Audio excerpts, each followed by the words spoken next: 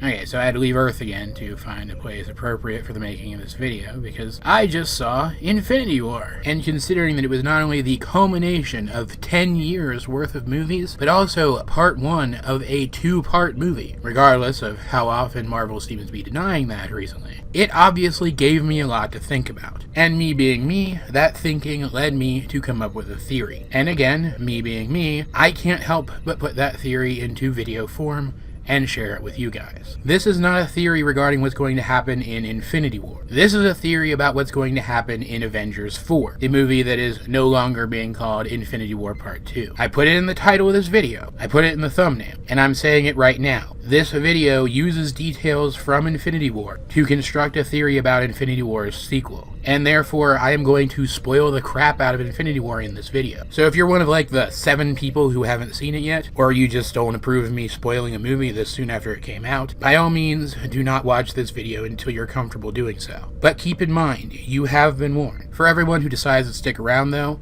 I think I'm about to blow your mind. So, you know, get ready for that. Alright, is everybody gone who wants to be gone? Yeah, we're sure? Okay then, let's get started. First of all, let's get this out in the open right away. I don't know if I've managed to get a review of the movie up yet at this point, but just in case I haven't, I loved this movie. It obviously didn't make use of literally everything that the past 10 years of Marvel movies have set up. There is no way that it could have in the time that it had. It would have had to be twice the length to come anywhere close. But it did bring elements together expertly and even brought in a few elements that I didn't expect it to. It did quite a few things that I didn't expect it to. First of all, and this is your first spoiler, so if you stuck around because you thought I was bluffing, well, sucks for you, I guess. I did not expect Thanos to manage to collect all of the Infinity Gems, or Infinity Stones as they're called in the movies, in this movie. I thought he'd maybe get 4 of them at most. But no. By the end, he has all 6, and manages to carry out his plan, which, in the words of his daughter Gamora, is to wipe out half the universe with the snap of his fingers.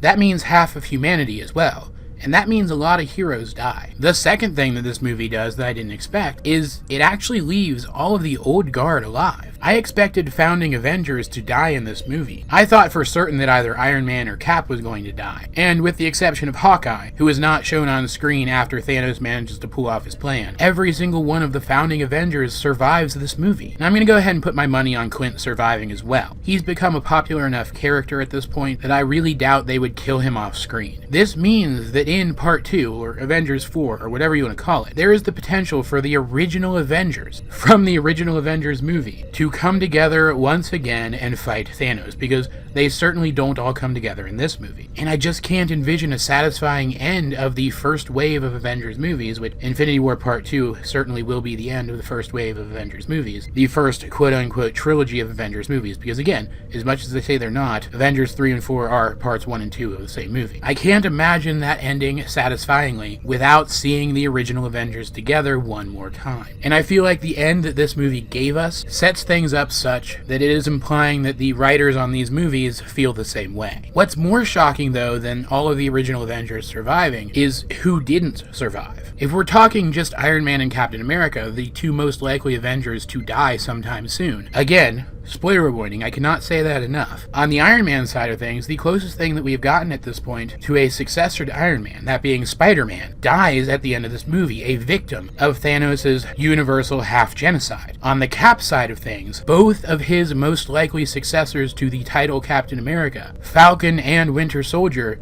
are both killed by the same event. That means that with the exception of Black Panther's little sister Shuri, who some have speculated will be this universe's version of Ironheart, there is no suitable successor to either of those 2 huge characters, Iron Man or Captain America. That genuinely surprised me. And I'm not going to go into specifics because I'm going to try to spoil as little as possible here, but a lot of other characters who are still slated to be in later movies, who are played by actors who are still under contract, also die here. This tells me one thing, that regardless of how Thanos is dealt with in Avengers 4, the way that they deal with him is going to in some way involve changing time to set everything right, and bring back all of the characters who Thanos killed with his final attack. And maybe even some characters who he killed before that. Time travel or time manipulation on some sort of scale is going to be involved. I am 100% sure of that. The future Marvel movies, as they are slated to exist, cannot exist without that happening. It is a given. What's in question at this point is how that's going to happen. Because as I said, Thanos gets all of the Infinity Stones in this movie, including the Time Stone, which Doctor Strange had previously used to manipulate time. And even if the heroes did get the Time Stone back, the only one who knows how to use it is Doctor Strange, and let's just say,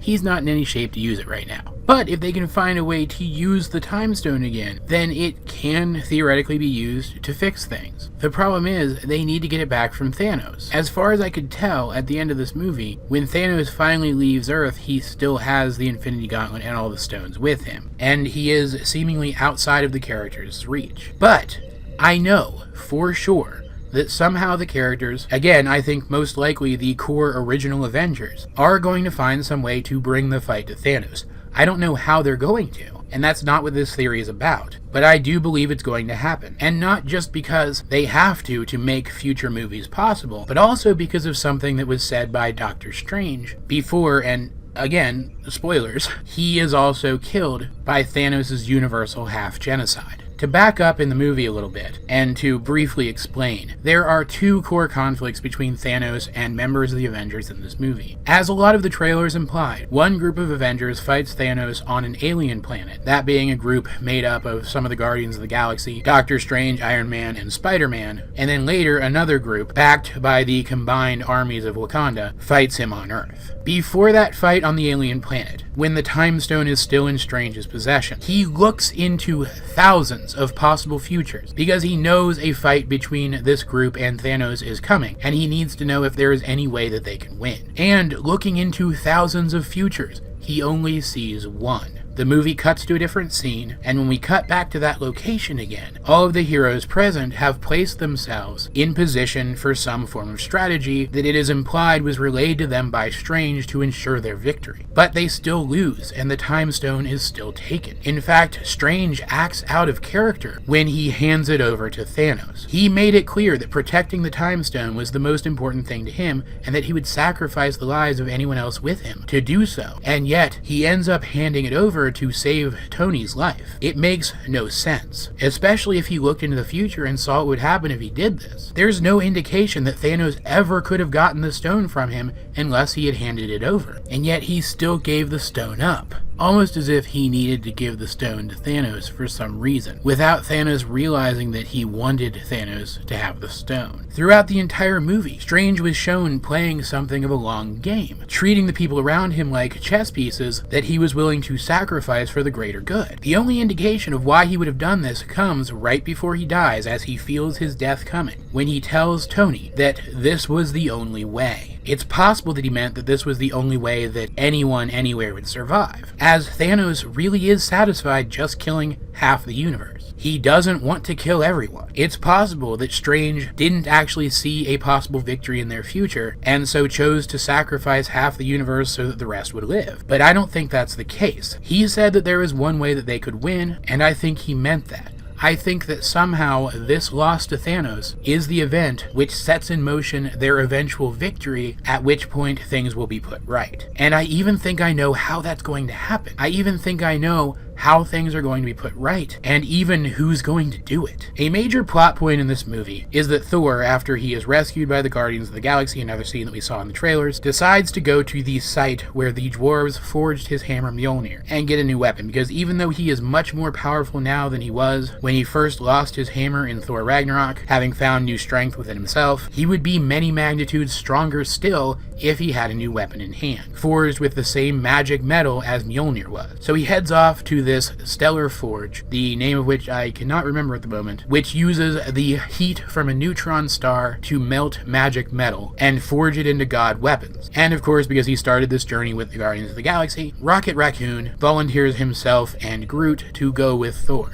Because of course he does, he's Rocket Raccoon, he wants one of those god weapons. But when he makes that known, Thor tells him that he wouldn't be strong enough to wield one. And again, there's more than one way you could take this. You can take this to mean that the weapons are just so powerful that a small creature like Rocket couldn't use one. But up until now, the qualifications to use one of these weapons has always been more of a mystical, metaphysical one, such as Mjolnir only being able to be wielded by someone who is worthy. And I know what you guys are going to say to this, so I'm going to go ahead and preempt it. I know you're going to say that the enchantment on Mjolnir was added to it in the first Thor movie by Odin to test Thor, to teach him a lesson. But I don't think that's actually what happened. I think there was always an enchantment on the hammer, which prevented weak-willed people from using it. That Odin only modified that enchantment to test Thor and teach him a lesson, and that any weapon forged at that site carries that same original enchantment, that only someone with a strong enough will or a strong enough heart or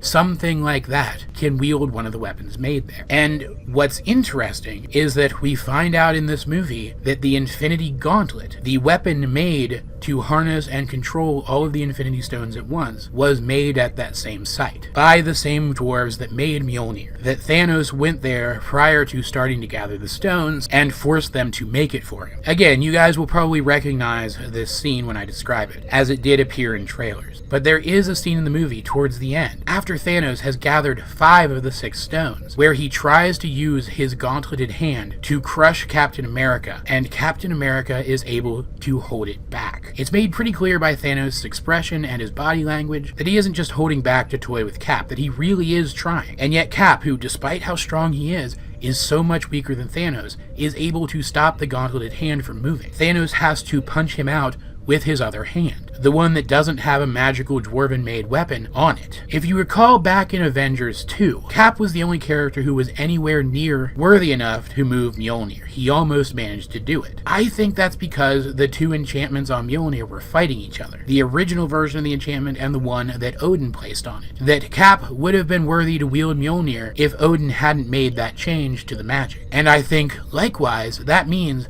that Captain America, as well as probably Thor too, if we're being technical, is worthy of wielding the Infinity Gauntlet. We see 100% proof in this movie that the Infinity Gauntlet doesn't just siphon off the power of the Infinity Stones, that it actually gives the wielder of the Gauntlet each of the powers of the specific stones. That means someone wielding the Infinity Gauntlet right now, as it bears the Time Stone, would be able to turn back time the same way that Doctor Strange did in his individual movie. I think that what's going to happen is that the original Avengers are going to find themselves confronting Thanos again. They are going to lose badly, but somehow Cap is going to wrestle the Infinity Gauntlet away from him. Maybe his will overpower Thanos' will, and the Gauntlet will choose him as its new wielder. At which point, he will use the power of the Gauntlet to defeat Thanos, then set right everything that Thanos set wrong, but that the effort of doing so is what's going to kill him. Since after all, even the mighty Thanos, even through the Infinity Gauntlet, was shown to be hit by a significant amount of feedback when he united the 6th stone with the others, i.e. using all of them together even with the Gauntlet is very dangerous. Chris Evans has been pretty clear that he does intend to move on from these movies relatively soon, so that he can do things that he just doesn't have the time to do right now when he is obligated to appear in so many Marvel movies. And I can't think of any better way for the most heroic and most self-sacrificing Avenger to go out than restoring the lives of one half of the universe. In short, I think that scene where Cap was able to grapple with the Infinity Gauntlet despite the fact that he should not have been able to, as well as Doctor Strange's out-of-character behavior and last words,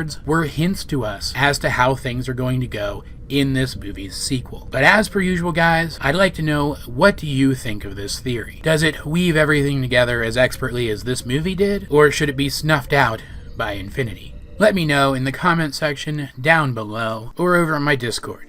Link in the description. Either way though, this has been AJ22, and I will talk to you guys later.